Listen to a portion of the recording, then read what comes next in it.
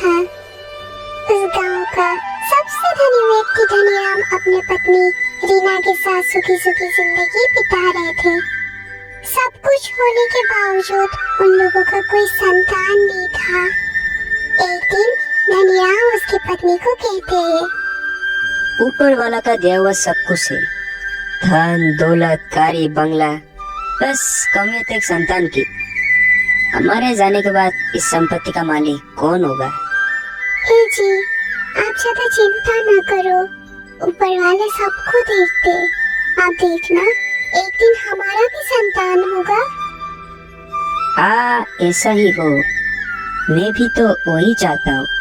ऐसा कहकर धनीराम अपने काम पर चले जाते।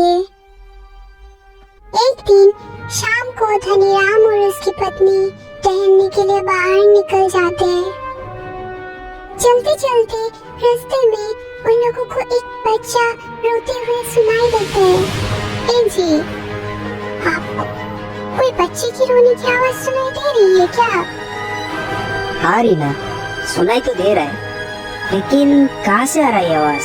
देखिए ना, उस पेड़ के पीछे से आ रहा है शायद। धनीराम और उसकी पत्नी पेड़ के पीछे जाते हैं। वहाँ सच में एक बच्चा रोते हुए मिलता है। अरे, ये बच्चा लगता है कोई ने इधर छोड़कर गया है। हाँ जी, आप सही कह रहे हो। अब इसके साथ क्या किया जाए? ऊपर वाला की मानो तो कुछ भी हो सकता है। मुझे लगता है कोई हमारे लिए इसको इधर छोड़कर चले गए। ऐसा कहकर वो लोग उस बच्ची को अपने घर लेकर आते हैं। उस दिन से धनीराम और उसकी पत्नी उस बच्ची के साथ खुशी खुशी जिंदगी बिताने लगे। समय गुजरते गया। उसके अगले ही साल धनीराम का खुद का एक बेटा जन्म लेता है। धनीराम मानो खुशी से चमक उठा। देखा रीना, ऊपर वाले ने हमें दो हीरे जैसे बेटे दिए हैं। इससे खुशी का बात मेरे लिए और क्या ही हो सकता है। हाँ जी, आप सही बोल रहे हो। अब हम दो और हमारे दो हो गए।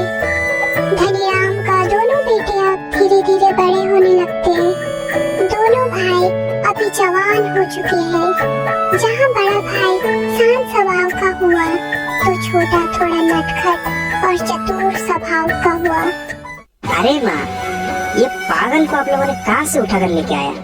बेटा, ऐसा नहीं बोलते हैं। वो तो तेरा ही भाई है ना। तुम दोनों हम लोगों के लिए एक समान हो। भाई होगा किसी और का, मैं तो नहीं मानता। ऐसे भी थोड़ी ना इनको आपने जन्म दिया है, उठा कर लेके आया किसी रास्ते से। इतना कहते ही छोटे उधर से चले जाते हैं। एक दिन शाम को रीना, धीरे धीरे हम लोग का उम्र जितना बढ़ रहा है, उतना ही हम लोग ऊपर वाले के करीब होते जा रहे हैं। कब क्या होगा पता नहीं। क्यों ना हम दोनों बेटे को अपना जायदाद का अपना अपना हिस्सा बांट ही देते हैं। ये बात तो आप बिल्कुल सही बोल रहे हो। कब क्या हो जाएगा किसको पता। समय रहते ही दोनों बेटों को बुलाकर उन लोगों के साथ ये बात कर ही लेते हैं। अगले दिन शाम को पूरा परिवार डिस्कशन के लिए बैठ जाते हैं। माँ, बाबा, क्या हुआ? आप लोगों को कुछ बात करना है क्या हम लोगों से? हाँ बेटा, अभी तो हम लोगों का उम्र हो रहा है। ना जाने कब क्या हो जाएगा किसको पता। समय रहते हुए तुम दोनों को अपने हिस्से की जायदाद बांट देते हैं, ताकि तुम लोगों को बाद में जाके कोई परेशानी ना हो। क्या माँ बाबा, आप दोनों भी ना, अभी इसका क्या जरूरत है? आप दोनों तो अभी जिंदा है ना। नहीं बेटा नहीं, कब क्या हो जाए किसे पता। आप लोगों को जो करना है करो, मुझे इस बारे में बिल्कुल बात नहीं करना। एक दिन सुबह, ओ जी सुनते हो क्या? हाँ, क्या हुआ? मेरी सोने की हार नहीं मिल रहा है। रखा होगा तुमने उसे कहीं पर, अच्छा से ढूंढो, मिल जाएगा। रीना उसके हार को बहुत ढूंढता है, फिर भी वो नहीं मिलता। थक हार कर अपने दोनों बेटे को वो बुलाती है। बेटा, तुम्हारे पापा ने जो उस दिन सोने का हार बना कर दिया था, उसको मैंने अलमीरा में रख दिया था। अभी मुझे वो हार मिल नहीं रहा है। क्या तुम दोनों नहीं माँ, मैं तो नहीं देखा।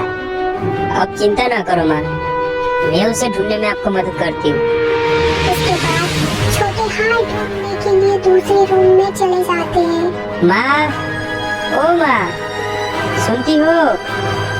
हार मिल गया, यहाँ पर आओ। फिर वो बड़े के शर्ट के पॉकेट से वो हार निकालते हैं। देखा माँ, मुझे पहले से इसके ऊपर शक था, चोर कहीं का। माँ, मैं ये हार बिल्कुल नहीं लिया, मुझे नहीं पता ये मेरे शर्ट के पॉकेट में कहाँ से आ गया। मुझे विश्वास करो माँ, मुझे विश्वास करो।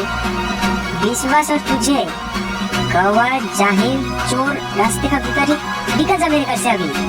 हे ऊपर वाले, ये सब मैं क्या देख रही हूँ? उसके बाद बड़े अपने घर छोड़ के चले जाते हैं। एक दिन छोटा बाइक लेकर कहीं पर जा रहे थे, उतने में ही उसका एक कार के साथ एक्सीडेंट हो जाता है। फिर उसी समय बड़े उस रास्ते से गुजर रहे थे।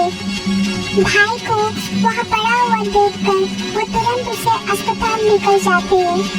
जब छोटे को होश आता है तो वो देखता है कि बड़ा भाई उसके पास खड़ा हुआ है।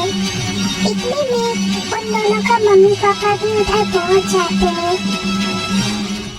बड़े भाई, मुझे माफ कर दो, मैं ही उस दिन जानबूझकर मम्मी का हाथ तुम्हारे पॉकेट में रख दिया था।